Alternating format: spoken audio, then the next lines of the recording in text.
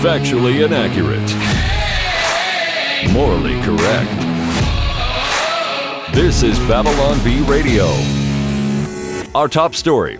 Amid shocking leaks that showed the Department of Homeland Security colluded with tech companies to suppress speech they disagreed with, Secretary of Homeland Security Alejandro Mayorkas has doubled down, promising to suppress as much speech as it takes to preserve democracy. As everyone knows, democracy is when Democrats hold unlimited power. And today, that sacred foundation of our country is under attack from free speech, said Mayorkas from a massive television screen being played in the town square before an assembly of glassy-eyed citizens in identical gray jumpsuits. We will not tire of protecting our country from violent threats such as speech, opinions, people saying stuff, and bad inward thoughts that poison the mind against your benevolent overlords. I love democracy. Democracy experts warn that democracy is under threat like never before, as millions are being allowed to say whatever they want to each other without trusted fact-checkers supervising their every word. Said experts are recommending greater powers be given to the Department of Homeland Security to address this growing threat. At airtime, the DHS had coordinated with Facebook to remove a meme that reminds people of how Mayorkas looks somewhat like a large pink toad.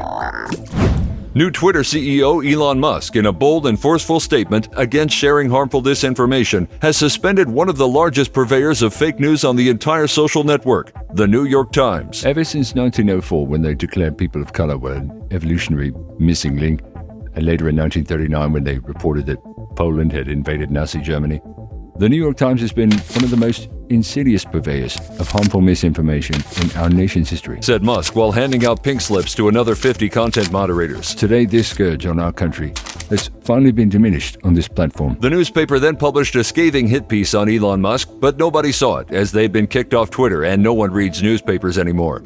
This week, the Society for Prevention of Cruelty to Celebrities, SPCC, launched a nationwide campaign to raise awareness about public figures buckling under a new expense that seems targeted specifically at them. The commercial advocates for compassionate viewers to donate $8 per month to sponsor a celebrity's verified blue checkmark on Twitter. Hi, I'm Sarah McLachlan.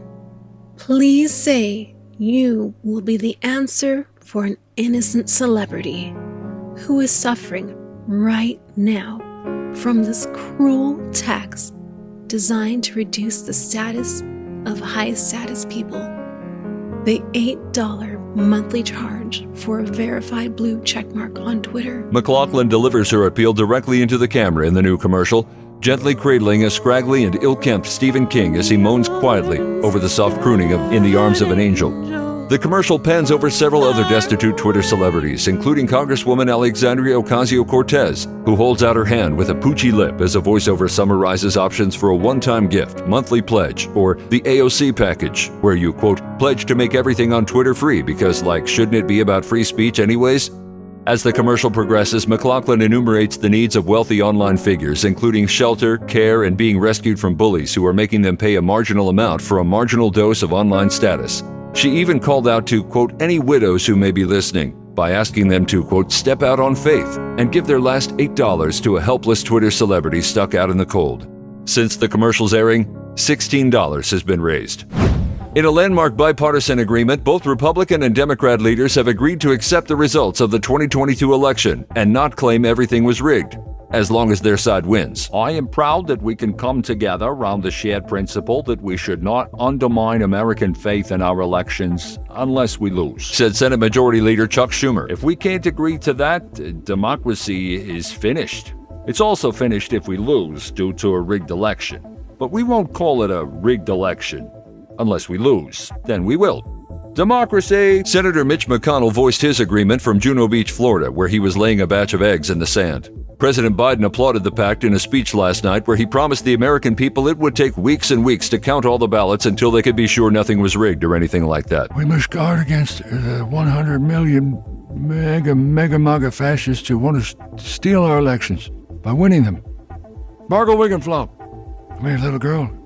Come on, man. He then clambered up a nearby telephone pole as he forgot he was a human and not a raccoon.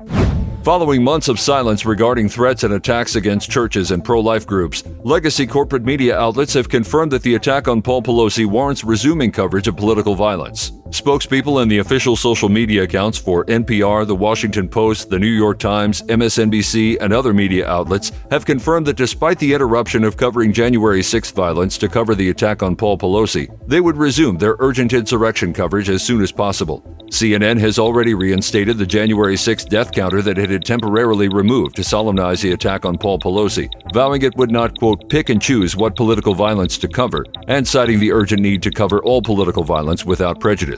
At airtime, corporate media outlets had expressed their commitment to going silent again once further political violence against Republicans, white pedestrians, Supreme Court justices, Republican young people, churches, and pregnancy centers resumes.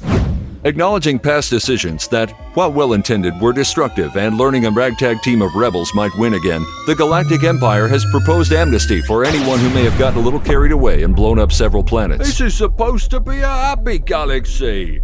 Let's not bicker and argue about who annihilated whose planet, said Grand Moff Artis Kane in a guest opinion piece published by The Atlantic after polls showed destroying Alderaan just to get a politician to squeal did not sit well with the galaxy's citizens. Oopsies happen. Forgive and forget, I always say. Kane expounded on the need to forgive those who were forced to decide to erase entire systems from the galactic map while not having all of the information available at the time. He went on to advocate celebrating the moments in which only single reactors were used by Death Stars to vaporize millions of lives in mere seconds, when multiple reactors could have easily been used. We have to put these fights aside and declare planetary destruction amnesty. We can forgive the hard calls that people had no choice but to make with imperfect knowledge. Moving on is crucial now because blowing up planets created many problems that we still need to solve. Together. When asked to comment about Grand Moff Kane's amnesty proposal, the residents of Horus, Kessel's Moon, and Alderaan gave no reply. A local gardener has succeeded in his plot to ruin a local man's important Zoom call by lurking in the bushes outside the man's window and firing up his leaf blower right as the business meeting began. This is what you've been training for your whole life. Gardener Giuseppe Tucci whispered to himself, clutching the leaf blower he modified with an extra loud aftermarket exhaust assembly and crouching down in the bushes below the home's office window. All the planning, all the preparation has led to this moment. It's a go time! Just inside the window, architectural engineer Zach Lewis had just clicked the launch meeting button to begin his presentation. Thank you everyone for taking the time to circle back with me today about the thing that we put a pin in last week. Though Zach valiantly continued his presentation, the rest of the meeting's attendees had to resort to lip reading as they respectfully nodded their heads to pretend they could hear what he was saying. Zach eventually waited for the leaf blower to pause so he could resume. So anyway, our KPIs are looking strong. Tucci made sure to artificially prolong the leaf blowing until Zach's meeting was over. I'm really sorry. Did you knock it off? He then managed to start up a weed trimmer just as soon as Lewis's wife put the baby down for a nap. Now you're up to date on the only news that matters. Find more fake news you can trust at BabylonB.com. Until next time, this is Austin Robertson, the voice of the Babylon Bee. So long.